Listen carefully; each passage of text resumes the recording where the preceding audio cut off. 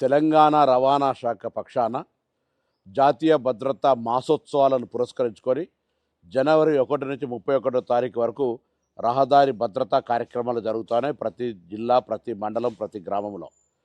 తెలంగాణ రాష్ట్ర ప్రభుత్వం పక్షాన రాష్ట్ర రవాణా మంత్రిగా విజ్ఞప్తి చేస్తా ఉన్నాను. తప్పకుండా ఈ కార్యక్రమాలు 31 రోజుల పాటు జరిగే కార్యక్రమాల లోపల పాల్గొనండి.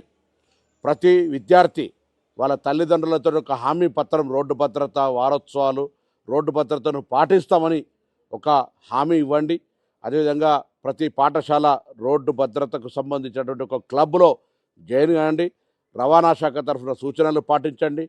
హెల్మెట్ ధరించండి, మద్యం దాగి నడపకండి. అదేవిధంగా రోడ్డు సిగ్నల్స్ను, జెబ్రా లైన్స్ను కరెక్ట్గా పాటించండి. రాంగ్ రూట్లో ప్రయాణం చేయకండి. అతివేగం మంచిది కాదు, త్రాగి నడపడం మంచిది కాదనేటువంటి ప్రధాన సూత్రాలతోటి ఒక ప్రాణం విలువను చెప్పే ప్రయత్నం చేస్తూ ఉంది రవాణా శాఖ.